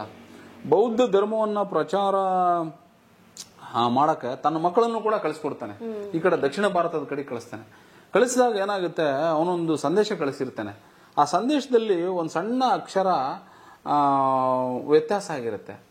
ಆ ಸಣ್ಣ ಅಕ್ಷರದ ವ್ಯತ್ಯಾಸ ಆದ್ರ ಅರ್ಥ ಏನಿರುತ್ತೆ ಅಂದ್ರೆ, ಇವರ ಕಣ್ಣುಗಳನ್ನು ಕಿತ್ತು ಇವರಿಗೆ ಶಿಕ್ಷೆಗೆ ಗುರಿಪಡಿಸಿರಿ ಅನ್ನೋ ಅರ್ಥ ಬರುತ್ತೆ. ನೋಡಿ ಅಂತ ತನ್ನ ಮಕ್ಕಳ ಕಣ್ಣುಗಳನ್ನು ಕಿತ್ತು ಇವ್ರನ್ನ ಶಿಕ್ಷೆಗೆ ಗುರಿಪಡಿಸ್ರಿ ಅನ್ನೋ ಅರ್ಥ ಬರುತ್ತೆ. ಸೊ ಇದನ್ನ ನಾನು ಎಲ್ಲೋ ಒಂದು ಯಾರು ಗುರುಗಳು ಹೇಳಿರುವಂತ ಕತೆ. ಅಂದ್ರೆ ಅವ್ರು ಹಂಗೆ ಮಾಡ್ತಾರಂತ ಆಕ್ಚುಲಿ ಲಿಟ್ರಲಿ ಅದು ಹಂಗಾಗುತ್ತಂತ ಆಗಿದವೆ. But I don't know this. ಅವ್ರು ಹೇಳಿರೋದು ಎಷ್ಟು ಇತಿಹಾಸಕಾರ ಹೇಳ್ಬೇಕು. ಏಕಲವ್ಯಂದ್ರೆ ಈಗ ಅವ್ರದೇ ಅದು ಇದೆಯಲ್ಲ ಬಾಬಿ, ಬೆರಳಿಗೆ ಕೊರಳ್ ಅಂತ ಅವರು ಕವಿಗಳು ಬರೆದಿರೋದು ಇದೆಯಲ್ಲ. ಗುರುದಕ್ಷಿಣೆ ಬೆರಳು ಕೇಳ್ತಾರಲ್ಲ, ಬೆರಳು ಕಿತ್ರ ಅವ್ನ ಲೈಫೇ ಮುಗಿದೋಯ್ತು. ಅರ್ಜುನನ ಮೋಹಕ್ಕೆ ಬಲಿಯಾಗಿದ್ದೆ ಅಂತಾನೆ ಅಲ್ಲ. ಈಗ ಗುರು ಅಂತ ಹೇಳಿದ್ರೆ ಅವ್ರಿಗೆ ಏನದು ಬದುಕಿಗೆ ಒಂದು ದಾರಿಯನ್ನ ತೋರ್ಸ್ತಕ್ಕಂಥವ್ರು ಕೂಡ ಗುರುಗಳು. ಹೌದು, ಸಹಜವಾಗಿ. ಯಾಕಂದ್ರೆ ಅವ್ರ ಹೊಟ್ಟೆಪಾಡಿಗಾಗಿ ನೀನು ಈ ತರ ಮಾಡಪ್ಪ, ನಿನ್ನ ದಾರಿ ಹೀಗಿದೆ, ನನಗೆ ಬದುಕಿಗೊಂದು ದಾರಿ ಕೊಟ್ಟವ್ರೆ ಇವರು. ಹೀಗೆ ಗುರುಗಳು ಯಾವ ರೂಪದಲ್ಲಾದ್ರೂ ಬರಬಹುದು. ಯಾವ ಸಂದರ್ಭದಲ್ಲಿ ವಿದ್ಯೆ ಇಲ್ಲದವನು ಕೂಡ, ಹೆಬ್ಬೆಟ್ಟು ಹೊತ್ತವನು ಕೂಡ ಏನೆಲ್ಲ ಗುರುವಾಗ್ಲಿಕ್ಕೆ ಸಾಧ್ಯತೆ. ನನಗೆ ಇವ್ರ ಮಾದರಿ, ಇವರೇ ನನಗೆ ಮಾಡಲ್ ಅಂತ ಹೇಳೋದು ಎಷ್ಟೋ ಇದೆ. ಬಟ್ ಒಂದು ಏನಾಗುತ್ತೆ ಅಂದ್ರೆ ಬಾಬು, ಈಗ ಏನಾಗಿದೆ ಗುರು ಮತ್ತು ಶಿಷ್ಯರ ಸಂಬಂಧಗಳು. ನಾನು ಇದ್ರ ಬಗ್ಗೆ ಒಂದು ಆರ್ಟಿಕಲ್ ಬರೆದಿದ್ದೆ ಬಾಬು. ಏನಂದ್ರೆ, ಶೀಲವಿಲ್ಲದ ಶಿಕ್ಷಣದ ಅಪಾಯಕಾರಿ ಬೆಳವಣಿಗೆಗಳು ಅಂತ ದಟ್ ಆರ್ಟಿಕಲ್. ಶೀಲವಿಲ್ಲದ ಶಿಕ್ಷಣದ ಅಪಾಯಕಾರಿ ಬೆಳವಣಿಗೆಗಳು ಏನಿದ್ವು ಅಂದ್ರೆ, ಈಗ ನೀವು ಹೇಳಿದ್ರೆ ಸರ್, ಅಮೆರಿಕಾದಲ್ಲಿ ಟ್ರಂಪ್ ಮೇಲೆ ಬಾಲಕನಿಂದ ಗುಂಡಿನ ದಾಳಿ, ಅದು ಶೀಲವಿಲ್ಲದ ಶಿಕ್ಷಣ. ಶೀಲವಿಲ್ಲದ ಶಿಕ್ಷಣಕ್ಕೆ ಅಪಾಯಕಾರಿ ಬೆಳವಣಿಗೆ ಅಂದ್ರೆ ಅದೇ. ಮಹಾತ್ಮ ಗಾಂಧೀಜಿಯವರು ತಮ್ಮ ಸಪ್ತ ಸೂತ್ರಗಳಲ್ಲಿ ಹೇಳ್ತಾರೆ ಸರ್, ಶೀಲವಿಲ್ಲದ ಶಿಕ್ಷಣ, ಆತ್ಮಸಾಕ್ಷಿ ರಹಿತ ಭೋಗ. ಸೊ ಈ ತರ ಅವರು ಸಪ್ತ ಸೂತ್ರಗಳು 7 ಸೂತ್ರಗಳು ಬರುತ್ತೆ. ಅವರು ಅದರಲ್ಲಿ ಸ್ಪಷ್ಟವಾಗಿ ಹೇಳ್ತಾರೆ, ನೀವು ಏನಾದ್ರು ಒಂದು ಹೊಸದಾಗಿ ಮಾಡ್ಬೇಕಪ್ಪ ಅಂತ ಹೇಳಿದ್ರೆ ನೀತಿವಿಹೀನ ವಾಣಿಜ್ಯ, ಆಮೇಲೆ ಈ ರಾಜಕೀಯದಲ್ಲೂ ಕೂಡ ಯಾವ ರೀತಿಯಾಗಿ ನಾವು ಮಾರಲ್ ಸಿದ್ಧಾಂತಗಳನ್ನ ಇಟ್ಕೊಂಡು ನಾವು ಮಾಡಬೇಕು ಅನ್ನೋದನ್ನ ಅವರು ಬಹಳ ಚೆನ್ನಾಗಿ ಎಕ್ಸ್ಪ್ಲೈನ್ ಮಾಡ್ತಾರೆ ಆ ಕಾಲಕ್ಕೇನೆ. ಈ ಸಂದರ್ಭದಲ್ಲಿ ಇನ್ನೂ ಅನೇಕ ಸಂಗತಿಗಳು, ಅನೇಕ ವಿಷಯಗಳು ಸಮಾಜದ ಮೇಲೆ ಬೆಳಕು ಚೆಲ್ಲೋ ನಿಟ್ಟಿನಲ್ಲಿ ಬಹಳಷ್ಟು ಜನ ಇವತ್ತು ಮಠಾಧೀಶರುಗಳಿದ್ದಾರೆ. ವೀರಶೈವ ಮಠಗಳು ಅಥವಾ ಬೇರೆ ಬೇರೆ ಸಮುದಾಯದ ಮಠಗಳು, ಮಾನ್ಯಗಳು ಇಡೀ ಸಮಾಜವನ್ನ ತಿದ್ದೋ ಸಂದರ್ಭದಲ್ಲಿ ಮುಂದುವರೆದಿದ್ರು ಕೂಡ ಇವತ್ತು ಕೂಡ ನೀವು ಯಾವುದೇ ಮಠ ಮಾನ್ಯಗಳಿಗೆ ಹೋದ್ರು ಕೂಡ ಇವತ್ತು ಕೂಡ ಅಲ್ಲಿ ಒಬ್ರು ಗುರು ಇರ್ತಾರೆ. ಅಲ್ಲಿ ಓದಂತವ್ರಿಗೆ, ಹಸಿದವರಿಗೆ ಅನ್ನ ಕೊಡ್ತಾರೆ, ಅನ್ನ ನೀರು ಕೊಟ್ಟು, ಆಶ್ರಯ ಕೊಟ್ಟು, ಆ ದೇವರಿಗೆ ಒಂದು ಇದು ಮಾಡುವಂತ ಒಂದು ಆ ಸಂಸ್ಕಾರ ಸಂಸ್ಕೃತಿಯನ್ನ ನೋಡಿ ಇಡೀ ನಮ್ಮ ಪರಂಪರೆ ತುಮಕೂರುದು ಸಿದ್ಧಗಂಗಾ ಮಠದ ಇಡೀ ವರ್ಲ್ಡ್ ಎಂತೆಂತ ಲೆಜೆಂಡ್ ಸರ್ವಿಸ್ ಅವ್ರದ್ದು. ಅಲ್ಲಿ ಬೆಳೆದಂತ ಶಿಷ್ಯಂದ್ರು ಎಷ್ಟು ಜನ ಎಲ್ಲ ಯಾವ್ಯಾವ ಕಡೆ ಇದ್ದಾರೆ. ದೊಡ್ಡ ದೊಡ್ಡ ಅದು ಶೀಲವಿಲ್ಲದ ಶಿಕ್ಷಣ ಅಂದ್ರೆ ಅದೇ ವಿತ್ ಮಾರಲ್. ಹೌದು, ಇಲ್ಲೇ ನೀವ್ ಯಾವ್ದೇ ಎಜುಕೇಶನ್, ಈಗ ನೈಫ್ ಇದೆ, ನೈಫ್ ಅನ್ನ ನೀವು ರೆಡಿ ಮಾಡ್ಬೇಕಂದ್ರೆ ಅದನ್ನ ಹೆಂಗ್ ಕಟ್ ಮಾಡ್ಬೇಕು ಅನ್ನೋದನ್ನು ಕೂಡ ಎಜುಕೇಶನ್ ಕೊಡಬೇಕು. ಆ ಎಜುಕೇಶನ್ ಕೊಡದೆ ಹೋದ್ರೆ ಯಾವ ಎಜುಕೇಶನ್ ತಗೊಂಡ್ರು ಕೂಡ ಅದು ಪ್ರಯೋಜನಕ್ಕೆ ಬರಲ್ಲ ಅನ್ನೋದು ನಾವು ಈ ಗುರು ಪೂರ್ಣಿಮೆ ದಿವಸ ನಾವು ಆಕ್ಚುಲಿ ರಿವ್ಯೂ ಮಾಡಬಹುದು ಸರ್. ಅಲ್ಲ, ಇದಕ್ಕೆ ಪೂರಕವಾಗಿ ಒಂದ್ ಮಾತು ಸರ್, ಏನು ಅಂದ್ರೆ ನಾವು ಚಿಕ್ಕ ಹುಡುಗರಾಗಿ ಇರ್ಬೇಕಾದ್ರೆ ಒಂದು ಫಸ್ಟ್ ಕ್ಲಾಸ್ ಸೆಕೆಂಡ್ ಕ್ಲಾಸ್ ಎಲ್ಲ ಮಾರಲ್ ಸೈನ್ಸ್ ಅನ್ನೋ ಇತ್ತು. ಹೌದು, ಈಗ ಏನಾಗಿದೆ ಸರ್, ಇಂಜಿನಿಯರಿಂಗ್, ಡಾಕ್ಟ್ರು ಆ ಡಿಗ್ರಿ ತಗೊಳಕ್ ಸುಲಭ. ಬಟ್ ಈ ಮಾರಲ್ ಇದೆಯಲ್ಲ, ಇದನ್ನ ಸಂಪಾದನೆ ಮಾಡೋದಿದೆಯಲ್ಲ sir, that this generation is ಈಗ ಬೇಕು. Lot of lacking in this moral science. Sir, ಅದು ನಾನು ನೀವು ಹೇಳಿದಾಗೆ ನಿನ್ನೆ ಒಂದು ಇದ್ರಲ್ಲಿ ಓದ್ತಾ ಇದ್ದೆ. ಅದ್ಯಾವ್ದೋ ಒಂದು ಹೆಣ್ಮಗಳು ಯಾವ್ದೋ ಒಂದು ಪಾರ್ಟಿಗೆ ಹೋಗ್ಬಿಟ್ಟು ಮನೆಗೆ ಓಡ್ ಬಂದ್ಬಿಟ್ಟು ಗಾಯತ್ರಿ ಮಂತ್ರ ಜಪನೆ ಮಾಡಿದ್ರು ಅಂತ ನಿನ್ನೆ ಬಹಳ ಫನ್ನಿ ಆಗಿತ್ತು ನಿನ್ನೆ ನೆಟ್ ಅಲ್ಲಿ. ಅಂದ್ರೆ ಆ ಹೆಣ್ಮಗಳಿಗೆ ನಾನ್ ಮಾಡಿದ ಅಪರಾಧ, ನಾನ್ ಮಾಡಿದ ತಪ್ಪಾಗ್ಬಿಡ್ತು ಅಂತ ಒಂದು ಫೀಲ್ ಆಗಿ ಶಿ ಇಸ್ ಅ ಫೇಮಸ್ ಇದು ಅವರು ನಟಿ ಅವರು ಮನೆಗೆ ಓಡ್ ಬಂದು 20 ನಿಮಿಷ ಗಾಯತ್ರಿ ಮಂತ್ರ ಪಠಣೆ ಮಾಡಿದ್ರಂತೆ ಅವರು. ಸೊ ಅಂದ್ರೆ ನಮ್ಮ ಗ್ರಂಥಗಳು, ನಮ್ಮ ಧರ್ಮಗಳು, ನಮ್ಮ ಸಂಸ್ಕೃತಿಗಳು ಭಾರತ ದೇಶದಲ್ಲಿ ಇದು ನಾಟ್ ಓನ್ಲಿ ಹಿಂದೂ ಸಂಸ್ಕೃತಿ ಅಂತಲ್ಲ, ಈವನ್ ಎಲ್ಲಾ ಸಂಸ್ಕೃತಿ, ಎಲ್ಲಾ ಕಲ್ಚರ್, ಎಲ್ಲಾ ಧರ್ಮದಲ್ಲೂ ಕೂಡ ಗುರುವಿನ ಇವುಗಳು ಇದಾವೆ. ಆಮೇಲೆ ಕುರಾನ್ ನಲ್ಲಿ ಒಂದು ಸನ್ನಿವೇಶ ಬರುತ್ತೆ ಬಾಬಿ, ಅದನ್ನು ನಾನು ಓದಿರೋ ನೆನಪು ನನಗೆ. ಕುರಾನ್ ನಲ್ಲಿ ಸರ್ ಏನೊಂದು ಸನ್ನಿವೇಶ ಬರುತ್ತೆ ಅಂದ್ರೆ, ಗುರು ಅನ್ನೋದು ದೇವ್ರು ಅನ್ನೋದು ಹೇಗಿರುತ್ತೆ ಅಂದ್ರೆ, ಈಗ ಸರ್ ನಾವು ಒಂದು ಊರಿಗೆ ಹೋದ್ರೆ, ಆ ಊರಿಗೆ ಹೋದ್ರೆ ನಾವೊಂದು ವಾರ ಟೂರ್ ಹೋಗಿದೀವಿ ಅನ್ಕೊಳ್ಳಿ, ವಾಪಸ್ ಮನೆಗೆ ಬರ್ತೀವಿ. ಮನೆಗೆ ಬಂದ ತಕ್ಷಣ ಏನ್ ಕೇಳ್ತಾರೆ ಮನೆಯಲ್ಲಿ ನಮ್ಮನ್ನ? ಊರಲ್ಲಿ ಹೇಗಿದ್ದು, ಊರಲ್ಲಿ ಚೆನ್ನಾಗಿದ್ದಾರ ಅಥವಾ ಜರ್ನಿ ಹೇಗಿತ್ತು, ಆರಾಮಾಗಿತ್ತ? ಅಲ್ಲ, ನೀವು ನನಗೆ ಏನ್ ತಗೊಂಬಂದ್ರಿ ಮನೆಯಲ್ಲಿ ವಾತಾವರಣ, ಮನೆಯಲ್ಲೇ ಈಗ ನಾವು ಟೂರ್ ಹೋಗಿರ್ತೀವಿ, ಟೂರ್ ಹೋದಾಗ ನನಗೆ ಏನ್ ತಂದೆ, ಈಗ ದುಬೈಗೆ ಹೋದೆ, ದುಬೈಯಿಂದ ನನಗೆ ಏನ್ ತಂದೆ? ನ್ಯಾಚುರಲಿ ಮಕ್ಕಳಿರ್ಬೋದು, ಹೆಂಡತಿ ಇರ್ಬೋದು, ಯಾರು ಕೇಳ್ತಾರೆ, ಹೌದಾ? ಈಗ ಕಂಚಿಗೆ ಹೋದ್ರೆ ರೇಷ್ಮೆ ಸೀರೆ ನನಗೆ ತರ್ಲಿಲ್ವಾ? ಸೊ ಈ ತರ ಒಂದು ಟ್ರೆಂಡ್ ಅದು ಅಲ್ವಾ, ಸಹಜವಾಗಿ ಕೇಳ್ತೀವಿ, ನಿರೀಕ್ಷೆ. ಸೊ ಅದಕ್ಕೆ ಅಲ್ಲ ದೇವ್ರು ಇಲ್ಲಿ ಇಂದ ಹೋದ್ಮೇಲೆ ಅಲ್ಲಿ ಕೇಳ್ತಾನಂತೆ ಅವ್ರಿಗೆ ಕುರಾನಲ್ಲಿ 100 ವರ್ಷ ಕೊಟ್ಟು ನಿನಗೆ ನಾನು ಕಳಿಸಿದ್ದೆ, ಬರುವಾಗ ನೀನ್ ಏನ್ ತಂದೆ ಅಂತ ಕೇಳ್ತಾರಂತ ಅಲ್ಲಾ ದೇವ್ರು. ಇದು ನಾನು ಎಲ್ಲೋ ಒಂದು ಕುರಾನ್ ನಲ್ಲಿ ಓದಿರೋ ನೆನಪು ನನಗೆ. ಸೊ ಹಂಗೆ ನಾವು ಈ ಭೂಮಿ ಮೇಲೆ ಇದ್ದು, ಭೂಮಿ ಮೇಲೆ ಬದುಕಿ ಜೀವನ ಮಾಡ್ತಾ ಈ ಸಂದರ್ಭದಲ್ಲಿ ನಾವು 100 ವರ್ಷ ಕಳೆದ್ವಿ, ಇಷ್ಟು ವರ್ಷ ಕಳೆದ್ವಿ ಅನ್ನೋದನ್ನ ಹಿಂದಕ್ಕೆ ತಿರುಗಿ ನೋಡಿದಾಗ, ಓ ನಾವೇನ್ ತಗೊಂಡು ಹೋಗ್ತಾ ಇದೀವಿ. ಇದನ್ನ ಇನ್ನೂ ಒಂದು ಅವ್ರು ಮುಂದುವರೆದು ಹೇಳ್ತಾರೆ ಬಾಬಿ, ನೀವು ಹಾಸ್ಪಿಟ್ಲ್ ಬೆಡ್ ಮೇಲೆ ಮಲಗಿದ್ರ ಮೇಲೆ ದೇವ್ರೇ ಕಾಪಾಡಪ್ಪ ಅಂತ ನೀವು ಕೈ ಮುಗಿದ್ರೆ ದೇವ್ರಿಗೆ, ದೇವ್ರು ಕೇಳ್ತಾನಂತೆ ಏನಕ್ಕೆ ಕಾಪಾಡ್ಬೇಕು ನಿನ್ನ ನಾನು ಅಂತ.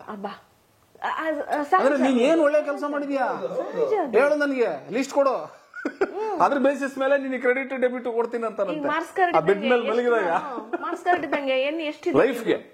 ಸೊ ಇಂಥ ಅನೇಕ ಉನ್ನತವಾದಂತ ಸಂಗತಿಗಳು ನಮ್ಮ ದಿನನಿತ್ಯದ ಬದುಕಿನಲ್ಲಿ ಮಾರ್ಗದರ್ಶಕವಾಗಿ ನಡೀತಾರೆ. ಅದಕ್ಕೆ ನಮ್ಮ ಸಂಪ್ರದಾಯಗಳಲ್ಲಿ ಮನೆಯಲ್ಲೇನೆ ಒಂದು ದೇವ್ರ ಮನೆ ಮಾಡ್ಕೊಂಡಿರ್ತಾರೆ, ಪ್ರತಿನಿತ್ಯ ದೇವರಿಗೆ ನಮಸ್ಕಾರ ಮಾಡ್ತಾರೆ, ಹೂವು ಮುಡಿಸ್ತಾರೆ. ಸಮಯ ಇದೆ, ಸಮಯ ಸಾಕಷ್ಟು ಇದೆ, ಮನುಷ್ಯನಿಗೆ ಸಮಯ ಇಲ್ಲ ಅಂತ ಹೇಳೋಂಗಿಲ್ಲ. ಸಮಯ ಇದೆ, ಸಮಯ ತಗೋಬೇಕು ನಾವು.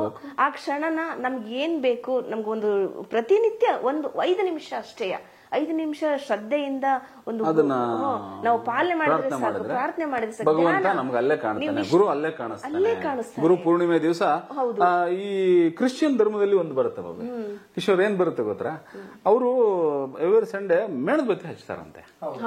ನನಗೆ ಅದ್ರ ಬಗ್ಗೆ ಇನ್ನೂ ಸ್ಪಷ್ಟವಾದಂತ ಅರಿವಿಲ್ಲ, ಆದ್ರೆ ನಾನು ತಿಳ್ಕೊಂಡಿರೋದು ಸಾಮಾನ್ಯ ಜನರಲ್. ಏನ ಮೇಣದ ಬತ್ತಿ ಹಚ್ಚುವಾಗ ಅವ್ರು ಹೇಳ್ತಾರಂತೆ,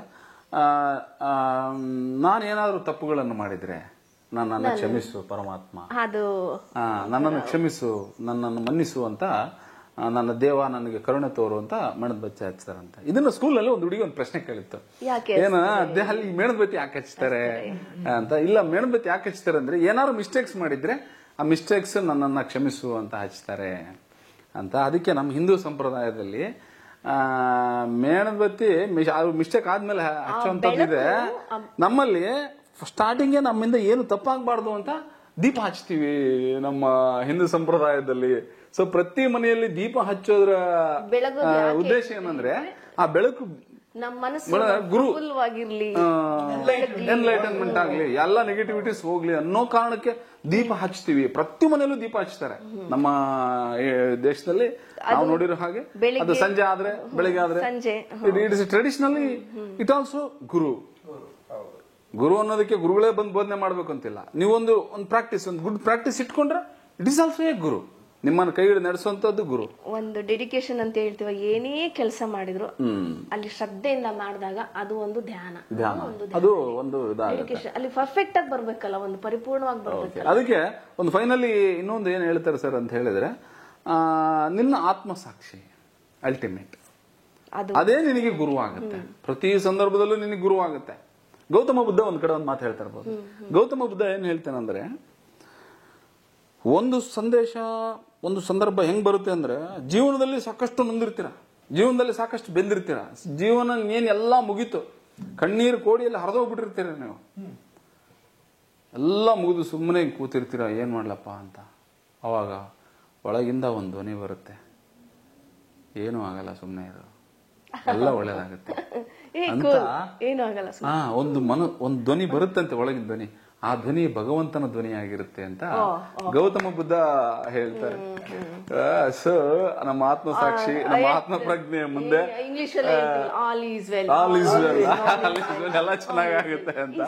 ಒಳ್ಳೇದಾಗೋದಕ್ಕೆ ಈ ಗುರುಪೂರ್ಣಿಮೆ ದಿವಸ ಈ ಒಂದು ಸಣ್ಣ ಕಾರ್ಯಕ್ರಮಕ್ಕೆ ನಮ್ಮ ಬಾಬಿ, ನಮ್ಮ ಬ್ರದರ್ ಕಿಶೋರ್ ಆಗಮಿಸಿದ್ದಾರೆ. ಹೌದು, ನೀವು ಶಿಕ್ಷಣ ಇಲ್ಲ ಕೇಳಿ, ಕೃಷಿ ಇಲಾಖೆ ವಿನಂತಿ ಇದೆ. ಸಾಹಿತಿಗಳಿದ್ದಾರೆ, ನಾವು ಕೂಡ ಶಿಕ್ಷಣ, ನೀವು ಅಷ್ಟು ಕೃಷಿಯಲ್ಲಿ ತಂತ್ರಜ್ಞಾನರು ನೀವು. ಇಲ್ಲ ಸರ್, ಈಗ ಏನು ಅಂದ್ರೆ ನಾನು ಅವಾಗ್ಲೇ ಒಂದು ಮಾತು ಹೇಳಿದೆ, moral science. Yes sir, please ನೀವು ಹೇಗಾದ್ರೂ ಮಾಡಿ ತಮ್ಮ ಇಲಾಖೆಯ ಮುಖಾಂತರ, it's my humble request, at least till 12th all degree moral science subject mandate mandate subject. ದಯವಿಟ್ಟು ಎಲ್ಲಾ ಶಾಲೆಗಳಿಗೂ, ಎಲ್ಲಾ ಕಾಲೇಜಲ್ಲೂ ಬೇಕು. This generation badly needs moral. ಈ ಮುಖಾಂತರನೇ ಹೇಳೋಣ, ಬೇಕಾದ್ರೆ ಕೊಡ್ತೀವಿ ನಾವು ಫ್ರೀಯಾಗಿ, ಹಾಫ್ ಅನ್ ಅವರ್ ವೀಕ್ಲಿ, ಇದನ್ನ ನಾವು ಸಂಬಂಧಪಟ್ಟವ್ರಿಗೆ ನಾವು ಏನಾದ್ರು ರಿಕ್ವೆಸ್ಟ್ ಮಾಡೋ ಮುಖಾಂತರ ಅಥವಾ ಅವ್ರಿಗೆ ತಿಳಿಸೋ ಮುಖಾಂತರ ಎಲ್ಲ ಕೆಜಿಯಿಂದ ಪಿಜಿ ವರೆಗೂ ಒಂದು ಪೀರಿಯಡ್ ಮಾರಲ್ ಎಜುಕೇಶನ್ ಬೇಕು. ವಾರಕ್ಕೆ ಒಮ್ಮೆ ಆದ್ರೂ ದಯವಿಟ್ಟು ದೇಶ ಪ್ರೇಮ ಅಂದ್ರೆ ಏನು, ದೇಶ ಅಂದ್ರೆ ಏನು, ಸಾರ್ವಜನಿಕ ಆಸ್ತಿ ಪಾಸ್ತಿಗಳು ಅಂದ್ರೆ ಏನು, ಸಾರ್ವಜನಿಕ ಅಂದ್ರೆ ಏನು, ಸಮಾಜ ಅಂದ್ರೆ ಏನು, ಪೋಷಕರು ಅಂದ್ರೆ ಏನು, ಸಾಮಾಜಿಕ ಜವಾಬ್ದಾರಿಗಳು ಅಂದ್ರೆ ಏನು, ನಾಗರಿಕತೆ ಅಂದ್ರೆ ಏನು, ಸೊ ಇದ್ರ ಬಗ್ಗೆ ಹೇಗೆ ಬದುಕಬೇಕು. ಅದು ಏನಾಗಿದೆ ಅಂದ್ರೆ, ಒಂದು ಸೆನ್ಸಸ್, ನಾನು ಮೊನ್ನೆ ರೀಸೆಂಟ್ ಆಗಿ ಒಂದು ಆರ್ಟಿಕಲ್ ಓದಿದೆ. 10 ಒಂದು ನಗರದಲ್ಲಿ, ಅಂದ್ರೆ ಒಂದು ಕರ್ನಾಟಕದಲ್ಲಿ 10 ಅನಾಥಾಶ್ರಮ ಇತ್ತಂತೆ. ಎಷ್ಟು 90s ಅಲ್ಲಿ, 1990s ಇಂದ 2000 ಇಸ್ವಿಯಲ್ಲಿ. ಇವತ್ತು ಪ್ರತಿಯೊಂದು ಏರಿಯಾದಲ್ಲಿ ಅನಾಥಾಶ್ರಮ ಸ್ಟಾರ್ಟ್ ಮಾಡ್ಬೇಕು ಅಂತ ಸ್ಟಾರ್ಟ್ ಮಾಡಿದ್ದಾರೆ. ಸ್ಟಾರ್ಟ್ ಮಾಡಿದ್ರು ಫುಲ್ ಆಗ್ತದೆ, ಹೌಸ್ಫುಲ್ ಆಗ್ತದೆ. ಎಲ್ಲಿ ಸರ್ ಅದು? ನಮ್ಮ ಬೆಂಗಳೂರು, ನಮ್ಮ ದೇಶದಲ್ಲಿ ಅನಾಥಾಶ್ರಮಗಳು they are becoming house. Sir ಹಂಗೆ ವೃದ್ಧಾಶ್ರಮಗಳು ಕೂಡ. ವೃದ್ಧಾಶ್ರಮ, ಅನಾಥಾಶ್ರಮನು ಒಂದ್ ಕಡೆ ಇದಾವೆ, ವೃದ್ಧಾಶ್ರಮನು ಒಂದ್ ಕಡೆ ಇದಾವೆ. ಇದಕ್ಕೆ ಇನ್ನೂ ಒಂದು ಬರುತ್ತೆ ಸರ್. ಈಗಿನ ಪೇರೆಂಟ್ ಅಲ್ಲೂ ಒಂದು ಮಿಸ್ಟೇಕ್ಸ್ ಇದೆ. ಏನ್ ಮಾತಿದೆಪ್ಪ ಅಂದ್ರೆ, ಪೇರೆಂಟ್ಸ್ ಏನ್ ಮಾಡ್ತಾರೆ ಗೊತ್ತಾ, ಒಂದ್ ಮಾತೇ ಇದೆ ಸರ್. ಏನಂದ್ರೆ, ಪೇರೆಂಟ್ಸ್ ನಿಮ್ಮ ಮಕ್ಕಳು ಸಣ್ಣವರಿದ್ದಾಗ ನೀವು ಬೋರ್ಡಿಂಗ್ ಸ್ಕೂಲ್ಗೆ ಹಾಕಿರೆ, ಅಲ್ಲಿ ಚೆನ್ನಾಗಿ ಓದ್ತಾರೆ, ಅಲ್ಲಿ ಹಾಗಿರುತ್ತೆ. ನೀವು ಅವರಿಂದ ದೂರ ಆದ್ರೆ ಅವರು ನಿಮ್ಮನ್ನ ವೃದ್ಧಾಶ್ರಮಕ್ಕೆ ಸೇರಿಸ್ತಾರೆ. ನೀವು ಮಕ್ಕಳನ್ನ ನಿಮ್ಮಲ್ಲೇ ಇಟ್ಕೊಳ್ಳಿ, ನಿಮ್ಮ ಹತ್ರನೇ ಇಟ್ಕೊಳ್ಳಿ. ಪ್ರೀತಿ ಅಂದ್ರೇನು, ವಿಶ್ವಾಸ ಅಂದ್ರೇನು, ಗೌರವ ಅಂದ್ರೇನು, ದೊಡ್ಡವರು ಅಂದ್ರೆ ಗುರುವರು, ಪೇರೆಂಟಿಂಗ್ ಏನು ಅನ್ನೋದನ್ನ ನೀವು ಅವ್ರಿಗೆ ಕೊಡದೇನೆ ನೀವು ಅವನ್ನ ಬರೀ ಎಜುಕೇಟೆಡ್ ಮಾಡಿ ನಿಲ್ಲಿಸಿ ಅವನಿಗೆ ಗೋಲ್ಡ್ ಮೆಡಲ್ಗಳು ಹಾಕಿದ್ರೆ ಏನು ಪ್ರಯೋಜನ ಇಲ್ಲ. ಕೋಟಿ ತರ್ತಾನೆ, ಸಮಾಜ ಬಟ್ ಅದ್ ಏನ್ ಮಾಡ್ಬೇಕು ಅನ್ನೋದು ಗೊತ್ತಿಲ್ಲ ಅವನಿಗೆ, ಏನ್ ಮಾಡ್ಕೋಬೇಕು ಅನ್ನೋದು ಗೊತ್ತಿಲ್ಲ. ಸುಸೈಡ್ ಮಾಡ್ಕೊಂತ ಬಹಳ ಜನ ಇದೆ ಸರ್. ಎವ್ರಿ 4 minutes 4 ನಿಮಿಷ, ಎವ್ರಿ 4 ನಿಮಿಷಕ್ಕೆ ಒಂದು ಇದಾಗುತ್ತಂತೆ ನಮ್ಮ ದೇಶದಲ್ಲಿ. ಅದು ಕೂಡ ತುಂಬಾ ಆತಂಕಕಾರಿ ಇರುವಂತ ಒಂದು ವಿಷಯ ಇದೆ. ಸೊ ಈ ನಿಟ್ಟಿನಲ್ಲಿ ಗುರುಗಳು ದಯವಿಟ್ಟು ಗುರುಪೂರ್ಣಿಮೆ ದಿವಸ ನಾವು ಮೂವರು ರಿಕ್ವೆಸ್ಟ್ ಮಾಡೋಣ. ಸೊ ಇದನ್ನ ನೋಡ್ತಕ್ಕಂಥ ವೀಕ್ಷಕರು, ನಿಮ್ ಪೇರೆಂಟ್ಸ್ ಸ್ವಲ್ಪ ಸರಿಯಾದ ಮಾರ್ಗದರ್ಶನದಲ್ಲಿ ನಡೆಸಬೇಕು, ಮತ್ತೆ ಗುರುಗಳು ಒಳ್ಳೆ ಮಾರ್ಗದರ್ಶನದಲ್ಲಿ ಮಾಡಬೇಕು. ಹೆಡ್ ಆಫ್ ದಿ ಇನ್ಸ್ಟಿಟ್ಯೂಷನ್ಸ್ ನಿಮ್ಮ ಶಾಲೆಗೊಂದು ಮಾರಲ್ ಎಜುಕೇಶನ್ ಶಿಕ್ಷಕರು ಶಿಕ್ಷಣ ಅಂತ ಇದೆಯಲ್ಲ ಅದನ್ನ ಸಂಪೂರ್ಣವಾಗಿ ಮಕ್ಕಳಿಗೆ ಧಾರೆ ಏರಿರಿ. ನಿಮ್ಮಲ್ಲಿ ಎಷ್ಟು ಸಾಧ್ಯನೋ ಅಷ್ಟು. ಏನು ನಿಮ್ಮ ಹವರ್ಸ್ ಇರುತ್ತಲ್ಲ 10 ಗಂಟೆಯಿಂದ 5 ಗಂಟೆವರೆಗೂ ಮಕ್ಕಳಿಗೋಸ್ಕರನೇ ನೀವು ಮೀಸಲಿಡಿ ಅಂತ ಕೇಳ್ಕೊತೀನಿ. ನಿಜವಾಗ್ಲೂ ಈ ಅಪಾರ್ಚುನಿಟಿ ಸಿಗೋದು, ಈ ಅವಕಾಶ ಸಿಗೋದಿಲ್ಲ. ಗುರು ಅನ್ಸ್ಕೊಳಕ್ಕೆ ಅದು ಅದಕ್ಕೆ ಬಹಳ ವರ್ತ್ ಬೇಕು ಬಿಡ್ರಿ. ಅದಕ್ಕೆ ಬಹಳ ಅದಕ್ಕೆ ಬಹಳ ಶಕ್ತಿ ಬೇಕ್ರಿ ಗುರು ಅನ್ಸ್ಕೊಳಕ್ಕೆ. ಸಂಬಳ ತಗೊಂಡೆ ನಾನು ಹೋದೆ ಅಂತ ಅಲ್ಲ. ಇದು ನಾನು ಇದನ್ನು ಸಹ ಹೇಳ್ತೀನಿ. ಸರ್ಕಾರ ಎಷ್ಟು ಚೆನ್ನಾಗಿ ಸಂಬಳ ಕೊಡ್ತಾ ಇದೆ, ಅದಕ್ಕೆ ಸಂಪೂರ್ಣವಾಗಿ ನಾವು ಕೊಡ್ಬೇಕಲ್ವಾ ಮಕ್ಕಳಿಗೆ. ಮಕ್ಕಳೇ ನಮ್ ಕಣ್ಮುಂದೆ ಅವರ ಏನು ನೆನೆಸ್ತಾರಲ್ಲ ಅದು ನಮಗೆ ಕ್ರೆಡಿಟ್ ನಮಗೆ ಬರುತ್ತೆ. ನಮ್ಮ ಸರ್ ಹೀಗೆ ಹೇಳ್ಕೊಟ್ಟಿದ್ರು, ನಮ್ ಗುರುಗಳು ಹೀಗೆ. ಸೊ ಇದನ್ನ ಈ ಗುರು ಪೂರ್ಣಿಮೆ ದಿವಸ ಈ ಸಣ್ಣ ಚರ್ಚೆಯಲ್ಲಿ ಭಾಗವಹಿಸಿದ ನಿಮ್ಮೆಲ್ಲರಿಗೂ ಕೂಡ ನಮ್ಮ ಕಿಶೋರ್ ಸರ್ ಪರವಾಗಿ, ಬಾಬಿ ವೀಣಾ ಮಾಂತೇಶ್ ಬಾಬಿ ಪರವಾಗಿ ನಿಮಗೆ ನಾನು ತುಂಬ ಹೃದಯದ ಅಭಿನಂದನೆ ಸಲ್ಲಿಸ್ತೇನೆ. Thank you so much. ನಮಸ್ತೆ. ನಮಸ್ತೆ. ಇದೇ ಬೇಜಾರಾಗಿದೆ